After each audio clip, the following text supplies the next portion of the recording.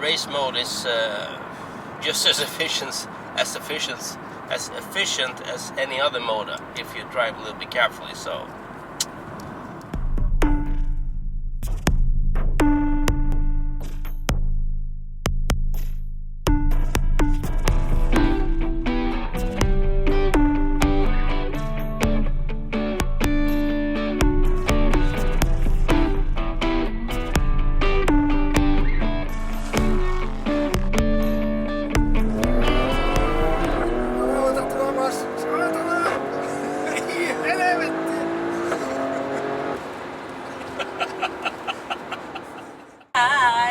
Welcome to everything that moves. Hello, anything that moves. My God, not even my wife knows the name of my YouTube channel. Okay, so we are on the way to the Swedish west coast now, just over the weekend. So we booked like an apartment in a house for 2 nights. We have about we have 3 hours to go. And I'm actually in race mode right now. There's one thing with the race mode. If you don't want to lose too much, I'm not. I think I've never used the race mode this long before ever. But anyway, the problem is you don't really know your instant consumption. So you only have the average consumption.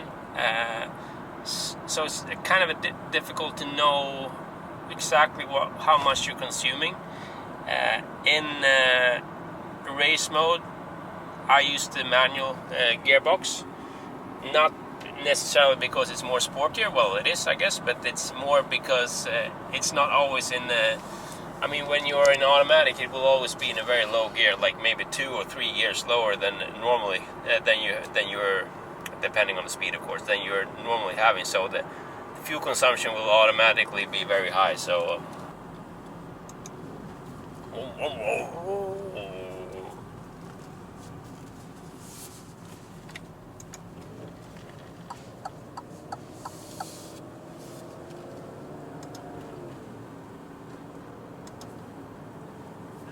so over time I'm probably going to see this 9.7 increase, because I haven't been driving like this since we left home. So crossing Göta älv and Trollhättan. So this is where Saab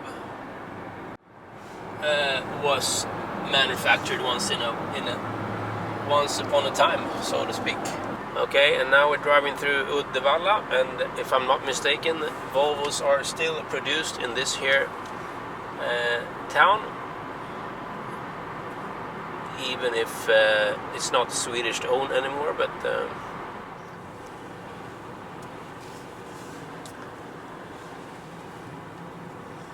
okay, so now we left the E6. Now we're driving out towards the coast here on the west coast.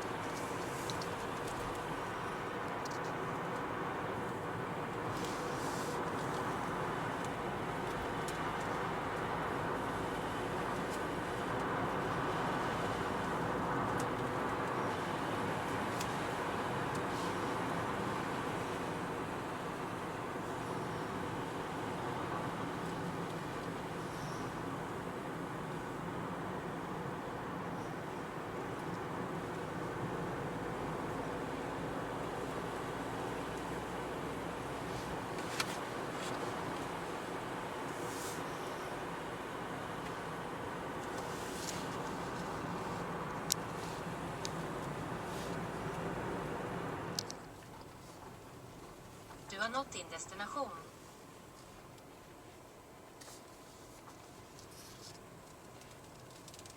Jo, det är det. Vilken är 16 då? Vilken då?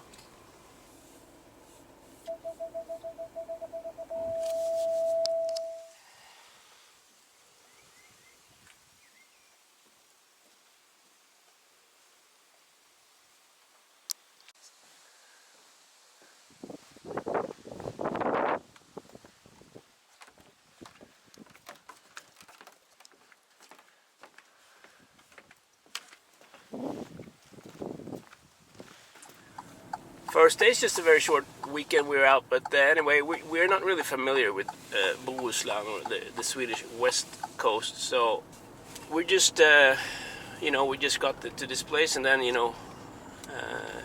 it's quite close to some kind of well-known places like Smögen and especially Smögen, but also Bohus-Malmön, and where I've actually been once a long time ago.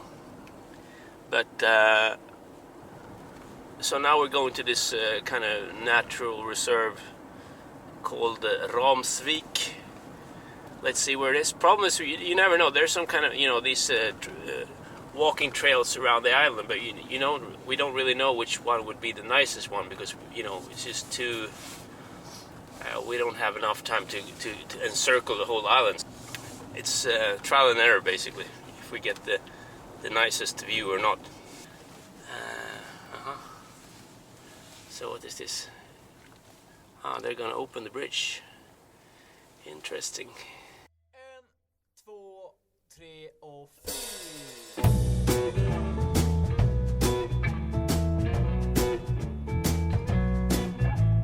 Once I had a woman, now my woman is gone.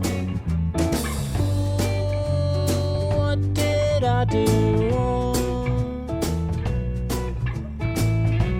The sun is setting in the west. Ooh, the tarmac's getting cold.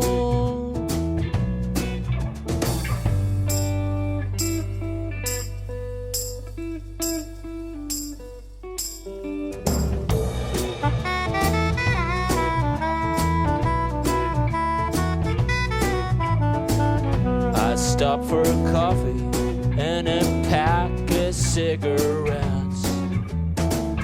Don't you just love that gasoline smell? I turn the wheel and exit to the left. Ooh, that white line is my friend, and I don't know if I'll ever come this way again. Though the wind keep howling that I won't.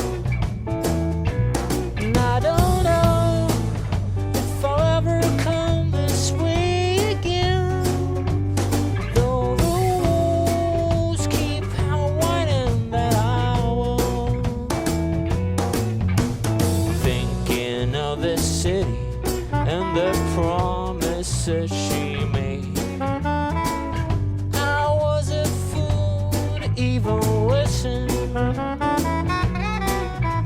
60 miles an hour in this black leather seat. God only knows where I'm heading, and I don't know if I'll ever come this way again. Though the wind keep howling that I won't. So we're back to the car. So we took this yellow 8-kilometer hike, and it was very good. It was very well marked, so you didn't get lost or anything, which is sometimes the case when you go on these trails. Anyway, now we will go to Smögen, which is nearby, and we will go to this, it's a very famous place in Sweden, and we will have some kind of, I don't know, seafood along the, there's like a jetty here, wooden jetty.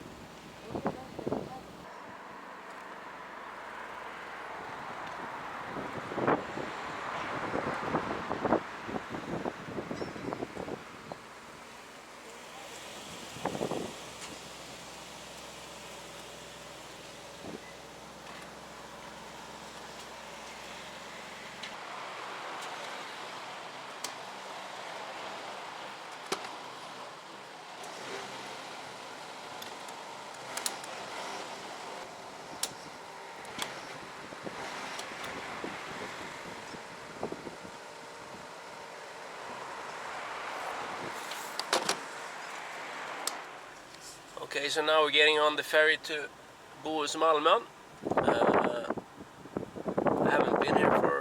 I've been here once before, like 24 years ago, 20, I don't know, something like that, 25 years ago maybe.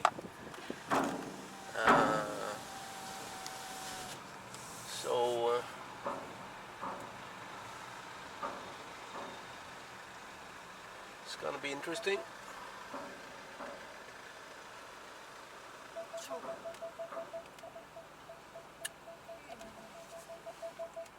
Sometimes thought, you know, maybe we should have bought the Giulia instead, but when we are on a road trip like this and you get into a road like this, I wouldn't have taken it here, you know. So it's kind of a nice thing to know that you have the ability to actually go out on small places like this without having to worry about ride height, etc. So it's really nice. So we're in the south part of Bohus-Malmön now. Well, the suspension is a bit hard, so of course this is gonna be a little bit of a harsh ride if you're going on the road like this. But okay, so we're on the way home now. Been on the road for two and a half hours. We're taking a detour as we are normally trying to do. We're now in this Dalsland. It's landscape. Dalsland, and I think we're in Dalsland anyway, and we're on this way to this aqueduct. It's quite nice, you know, because this is actually a part of, I have never been in this part of Sweden, because I mean I've been close to it, but the thing is, normally if you go to the south you take another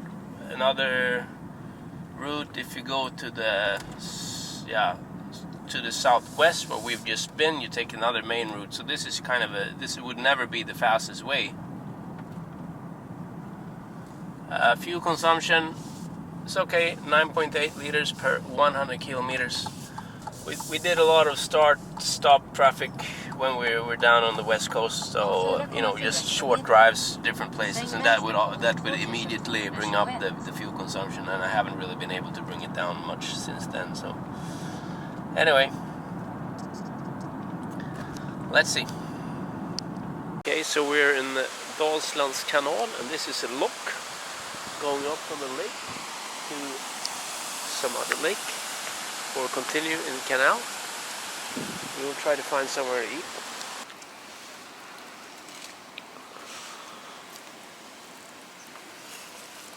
Jag vill blogga nu. Som Dalsland. Är det som är go to go?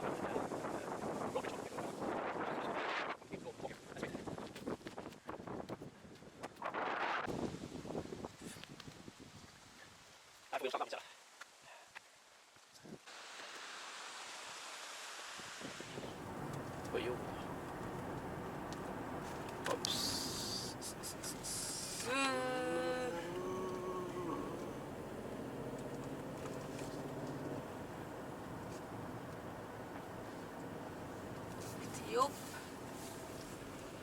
Svårt att se. Kommer ingen... Vad var det för tåg som går där? Det är något tåg går det, men inte Här är ofta. till naturreservat. Naturreservat. Vilket naturreservat i Sverige? Det spelar in bara så du vet. Jo, men du ska inte... Då kommer ingen ljud med det. Jo. Det kommer ingen visningar. Okay, so we're gliding here through a nice evening sun, Sweden. I'm experimenting with the race mode. I'm in race mode, manual, shifting, and for sure the consumption is not going up. If anything, it was actually going down from 9.8 liters per 100 kilometers to 9.6. If I go to automatic gearing now, shifting, then she would automatically go down to 7th or even 6th gear, so that would be very, very uneconomical. So there's no point. If I go down to 7th gear now, you can see that there will be an indicator, okay, suggesting me to gear up, so I'm going up. So this one will appear about slightly above 90 kilometers an hour, depending a little bit on how much you're pushing it. I mean, if it's uphill or whatever, but I don't know. Maybe the cylinder deactivation is also effective in race mode. I don't know, because it doesn't seem as if race mode is less economical when you're on a run like this than any other mode. That's very interesting. I'll keep driving in race mode for a while. I mean, you have the slightly higher noise level, of course, because you have open exhaust, but it's nothing really that is annoying too much. Actually, maybe the opposite. So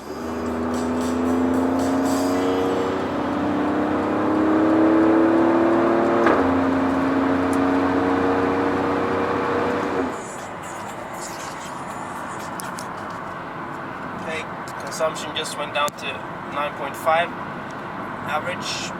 Still in race mode.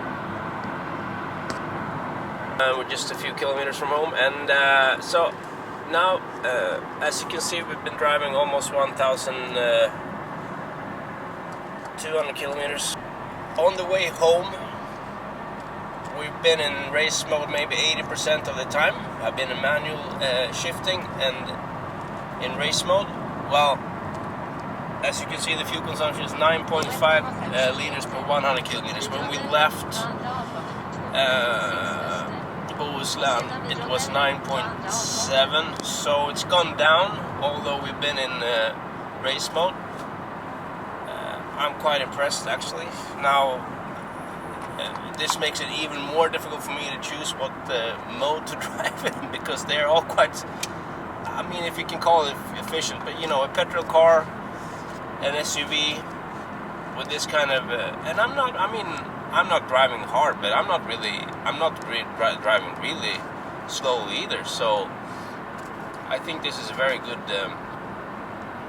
I accidentally noticed when we had our last short stop was that there's a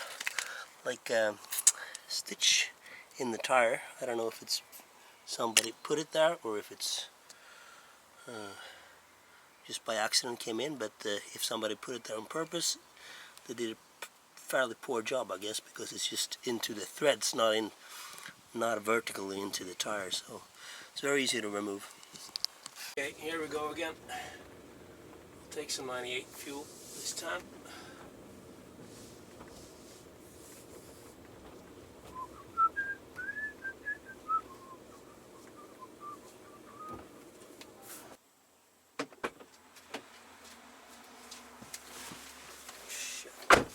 This car is truly ruining me, you know. I hope they'll soon give me promotion. Okay, as you can see, Thomas is not here. It's me, Alma, who was there. Anyway, yeah, thank you for watching my husband vlog, and see you later. Bye bye.